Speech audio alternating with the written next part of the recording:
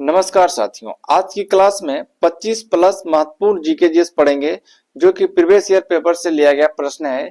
जितने भी प्रश्न है आने वाले सभी एग्जाम में पूछे जाएंगे।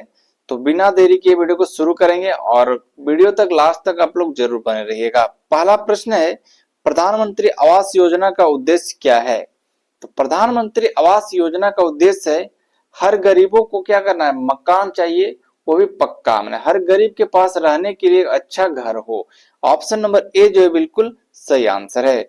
चलिए अगला प्रश्न है, वर्ष 2025 में भारत की केंद्रीय बजट किसने प्रस्तुत किया है?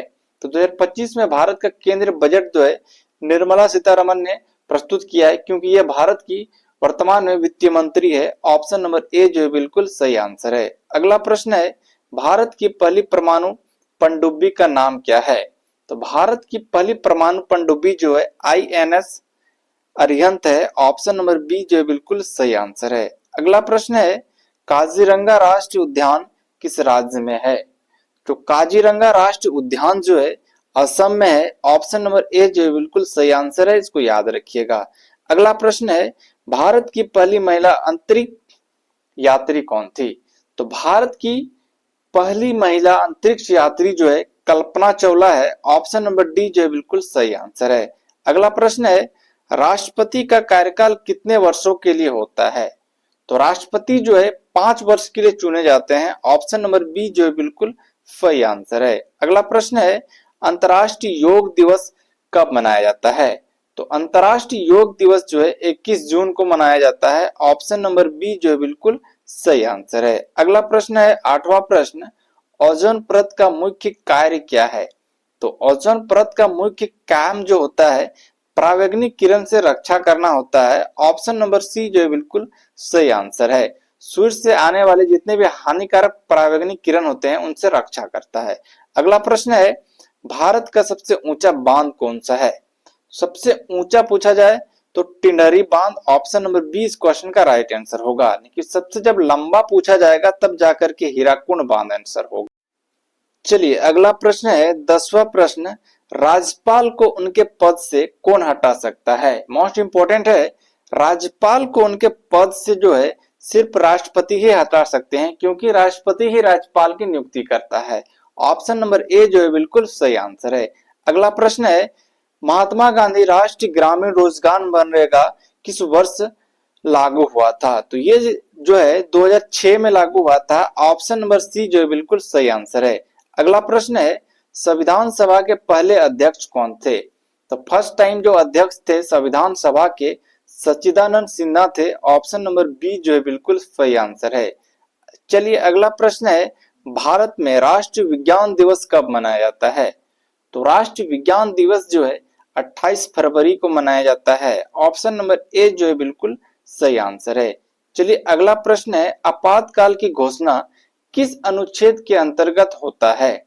तो भारत में आपातकाल की घोषणा जो है आर्टिकल यानी कि अनुच्छेद 352 के तहत राष्ट्रपति करता है। तो ऑप्शन नंबर ए जो है बिल्कुल इसका सही आंसर है। अगला प्रश्न है, निम्नलिखित में से राजिया सुल्तान किसकी पुत्री थी?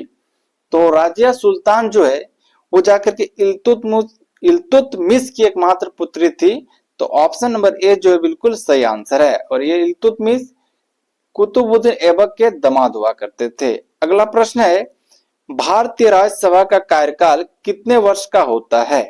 तो राज्यसभा का कार्यकाल जो है 6 वर्ष का होता है। ऑप्शन नंबर बी जो है बिल्कुल सही आंसर है। अगला प्रश्न है, 1857 की क्रांति में झांसी की रानी लक्ष्मीबाई का असली नाम क्या था? तो लक्ष्मीबाई का असली नाम जो है, ऐसे तो बहुत सारे नाम है, लेकिन 1857 की क्रांति में लक्ष्मीबाई के नाम से जाना जाता था। तो ऑप्शन नंबर बी जो है बिल्कुल सही आंसर है। चलिए अगला प्रश्न है, साइमन कमीशन भारत में कब आया था?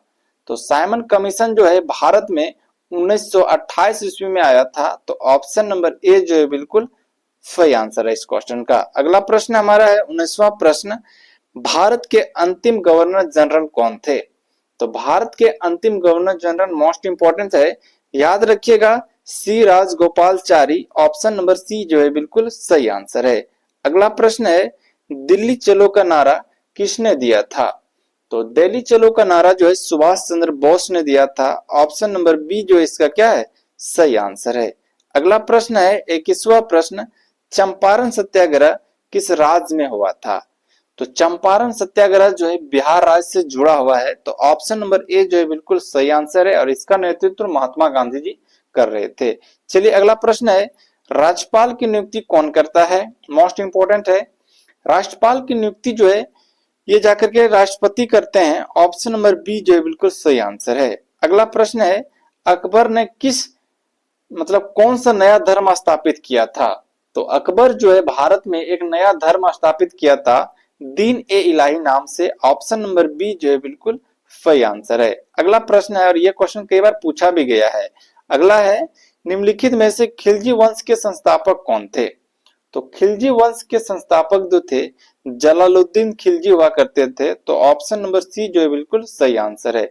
अगला प्रश्न है, बंगाल विभाजन को रद्द कब किया गया था? तो बंगाल विभाजन 1911 में रद्द हुआ था। ऑप्शन नंबर डी जो है बिल्कुल सही आंसर है। अगला प्रश्न है, मौलिक अधिकार संविधान के किस भाग में है?